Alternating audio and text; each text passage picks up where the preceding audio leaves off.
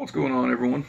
Welcome back to the channel here. Jesse talks all things TDCJ and military. As always, I'm your host, Jesse, and this is my just rolled out of bed, had a video on my mind that I wanted to get done while it was still fresh in my head.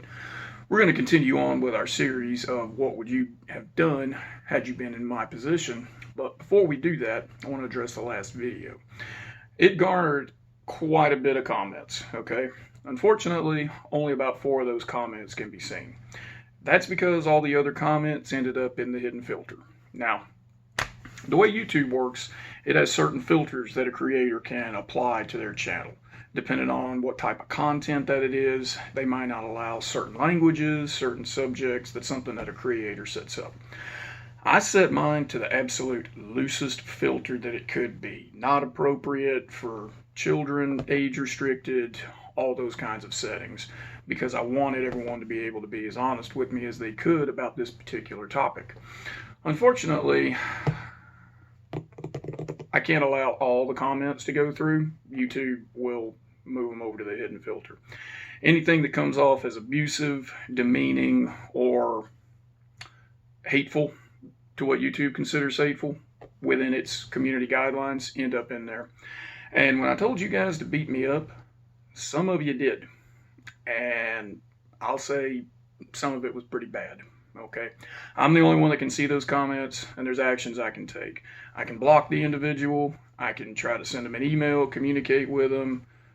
I can reply to the comment, but then it's just a one-way conversation. And I find with some of those individuals, it really gets me nowhere to try to talk to them. So thanks for the views. Thanks for the subscribes.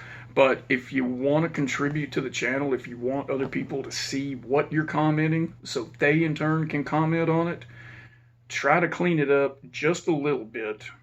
Please learn to use a comma and a period. And then you can be constructive to it. If you just want to flame and bash, no one's going to see it. And you're really just wasting your time. So with that said, let's go ahead and get on into it.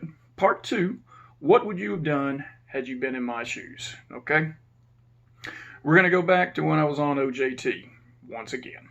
There were 2 types of turnouts there at the Styles unit. You had A turnout, B turnout.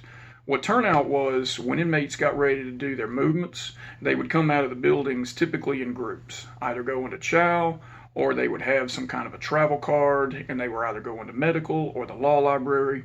Once they left their building, they went down the pathway, they get to a gate. The gate would open up. Next checkpoint, there would be a CO standing there. I almost said a boss man, but yeah, there'd be a CO standing there. This individual's job was to check that travel card and make sure that they were where they were supposed to be going. I.e., if someone's supposed to be going to medical, making sure they're not trying to make their way over to the library. Or if they're supposed to go to the library, they're not trying to sneak into commissary. And that's what this video is about. Sounds easy. Man, turnout could be one of the worst places you could be. You're in the face, at least the center gate boss was surrounded by a fence and could just yell from the safety of that fence. At turnout, you're face to face with all these individuals. All right. I never worked turnout. I was seg boss, but I was exposed to it during OJT and a few times that I had to fill in for when I was utility boss. A-side turnout typically wasn't all that bad. B-side turnout, that was a fucking war zone, man. Shout out to the guys who work turnout, and to the ones who are, shout out Scottish Girl. If you work it, be safe, watch your back. Don't ever let them dudes get on both sides of you. Just watch yourself. So, I'm rambling now. Get back on topic here.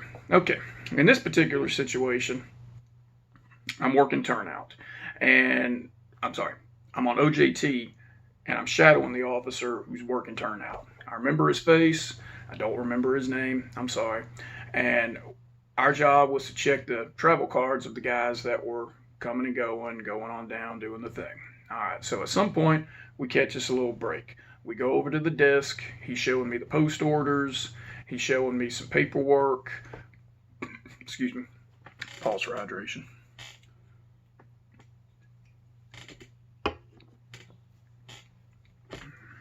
And from where A turnout was, It was in the vicinity of where the commissary was. Commissary, you'd go in the door, and there was the window, and that's where you get the stuff. Well, the inmates couldn't just stand in a long line outside the area. There was a holding cell for them. They go inside the cage, and they'd wait until it was their turn to get called. Commissary lady would call them in. They'd go from there. It was the job of the turnout boss to let these guys in and out of this cell area. Well, a lot of times the door wouldn't close all the way. And I can only assume in this particular situation, the door didn't close all the way. I don't remember how many guys that were supposed to actually be in there. Let's say 4, okay? But at some point, turnout boss looks over, and there's about 15 freaking inmates inside that holding cell.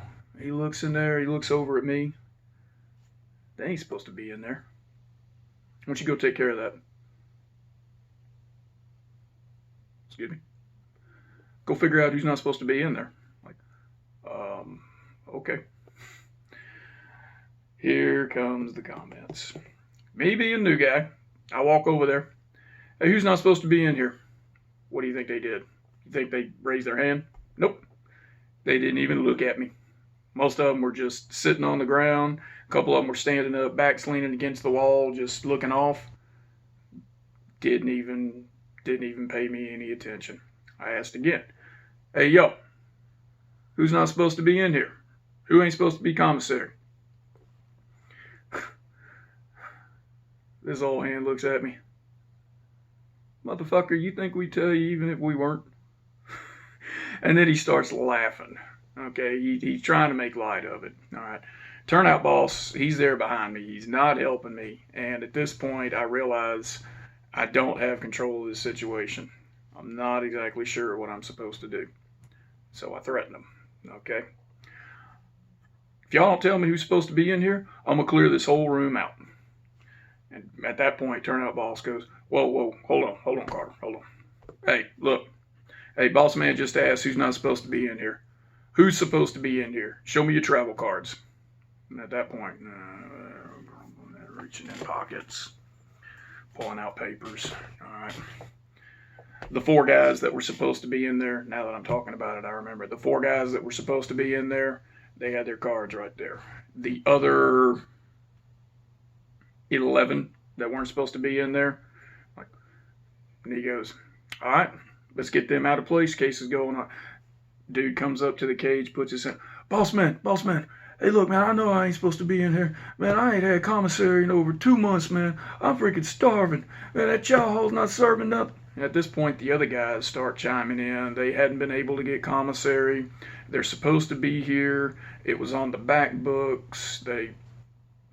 Every little excuse that they could, every sob story that they had, all starts coming out. Okay, and it's all hitting me.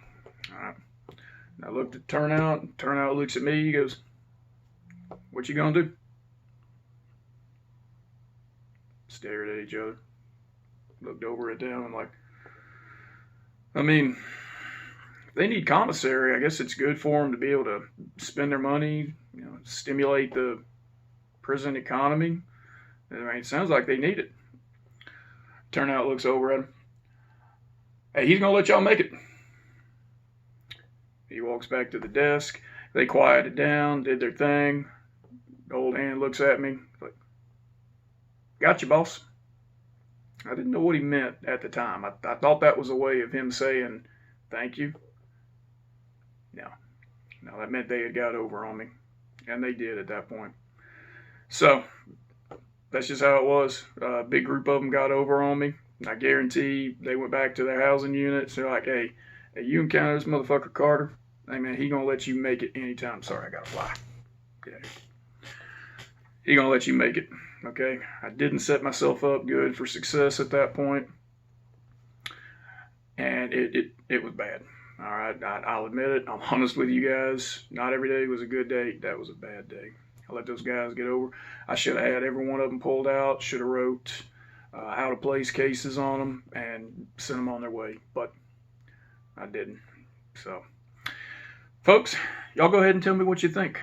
Try and keep it to where it'll stay within the filters this particular time.